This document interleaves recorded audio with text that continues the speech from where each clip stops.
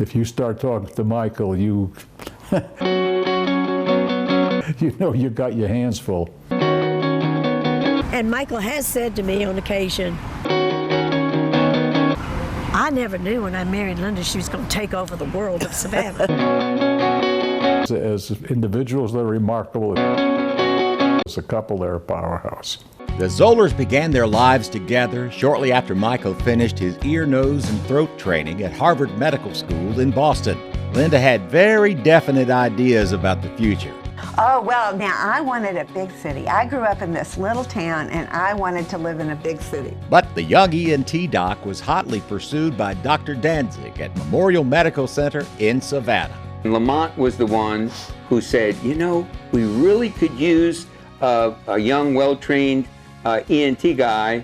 We need you at Memorial to teach. I was pushing back a little, and Michael said, so Michael calls my parents and said, let's all go visit Savannah. And I go, wait a minute, what is this going on? Mom and Dad loved it, and I had no protest.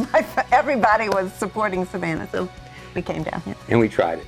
And here, 38 years later, we're still here, still going strong. You spend any time with this pair, and what you notice are their big smiles for each other and the world, and their energy.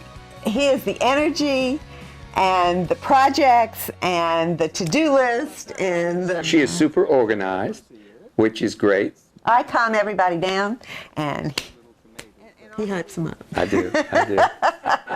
I just wanted to work every other day instead of every day. The first years of the Zollers' lives together in Savannah saw Michael building a medical practice 24/7, covering 3 emergency rooms, and because he was hungry and looking for business, and he had the energy that he continues to have to this day that's indefatigable. For 7 years, every night, 7 days a week. The person who saved me was Fred Daniel when he came, and instead of being on 7 nights a week and making it difficult for me to leave town, at least I could share it with someone. And Linda establishing a community presence. Linda, right from the start, has always had this the diversity of energy where she wanted to be involved with things. She wanted things to happen. She wanted to make it a better Jewish community. She wanted to make it a better community for everybody that was a citizen of the community. Linda credits the Junior League of Savannah with providing her first opportunities to organize projects, manage committees, run meetings, and support those who worked with her. And she became president of the Junior League and oversaw many projects. Helen and Linda and I have worked on many projects together. In fact, Helen and I are the visionaries, and we can't get our work done without Linda. And the moral support was just more you can imagine. They were our family. She waded in deep with the Ronald McDonald House project. When I was, I guess, the founding chairman of the Ronald McDonald House, and Marge Mazo and I had put in a grant request to the Junior League, well, my luck was that Linda Zoller was chairman. We did get the grant, and Linda Zoller was in charge of that, of putting that together for the Junior League.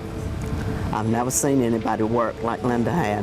I think Linda has a network that serves her well. She's able to do many things because she's not alone.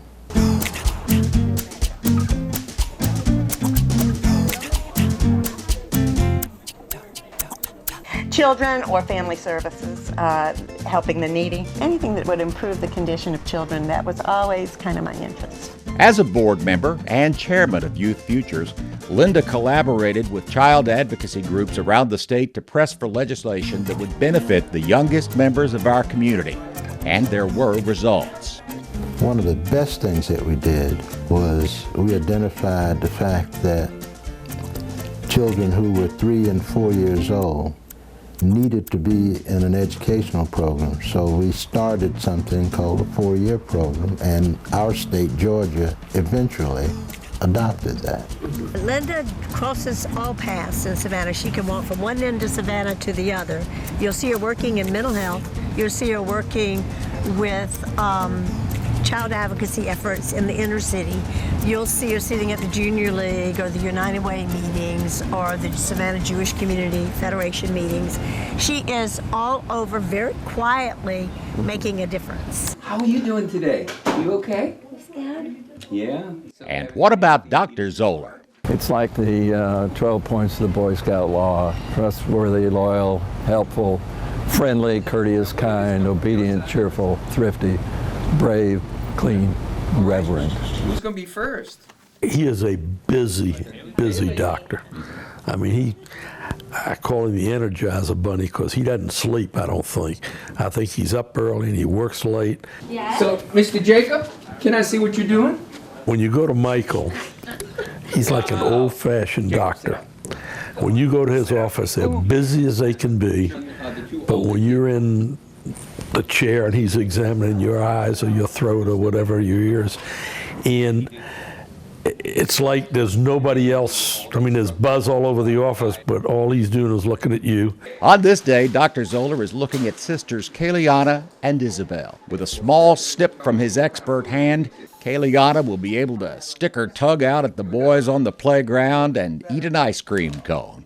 With tubes to allow proper drainage, Isabel will find her balance and sit up by herself, and soon walk on her own. Like so many others, it's a good morning in Dr. Zoller's office. Michael, they're waiting on you. Just a minute, just a minute. Okay, I'm done.